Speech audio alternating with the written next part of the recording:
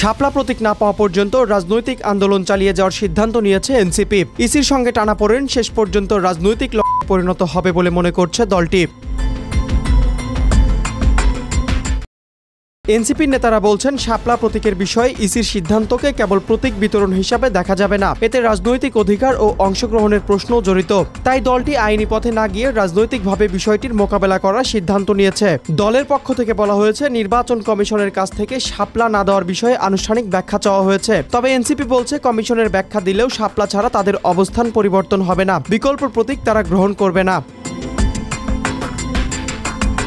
এর আগে 19 অক্টোবর ইসির সিনিয়র সচিব আক্তার আহমেদের সঙ্গে এনসিপি প্রতিনিধি দলের ঘণ্টাব্যাপী বৈঠকে ইসির পক্ষ থেকে বিকল্প প্রতীক দেওয়ার প্রস্তাব থাকলেও এনসিপি শাপলা নিয়ে অনড় ছিল।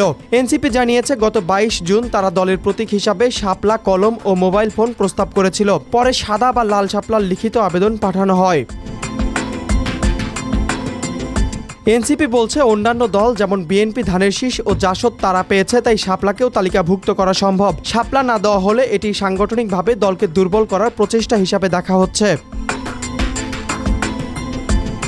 শাপলা না দিলে ইসিকে রাজনৈতিকভাবে বাধ্য করা হবে বলে সতর্ক করেছেন এনসিপির সিনিয়র নেতারা। তারা জানান, আইনি লড়াই না করে জনগণের সামনে বিষয়টি গণমাধ্যমে তুলে ধরবেন। আগামী সপ্তাহে ঢাকায় বড় কর্মসূচি এবং তার পূর্বে বিভাগীয় ও অন্যান্য সমন্বয় সভা করার পরিকল্পনা রয়েছে বলেও জানিয়েছে দলটি। এই কর্মসূচির মাধ্যমে তারা প্রতীক বিষয়ে রাজনৈতিক প্রতিক্রিয়া জানাবেন।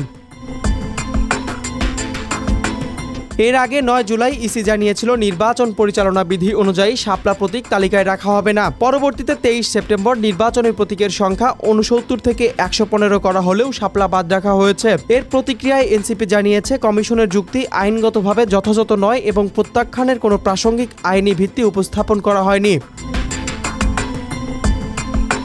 এনসিপি দাবি করছে, প্রতীক নির্বাচন ও বিজ্ঞাপন প্রকাশের ক্ষেত্রে পত্রিকায় প্রতীক উল্লেখ অপরিহার্য, তাই কাউকে জোর করে অন্য প্রতীক চাপানো আইন ও নীতিমালা লঙ্ঘন।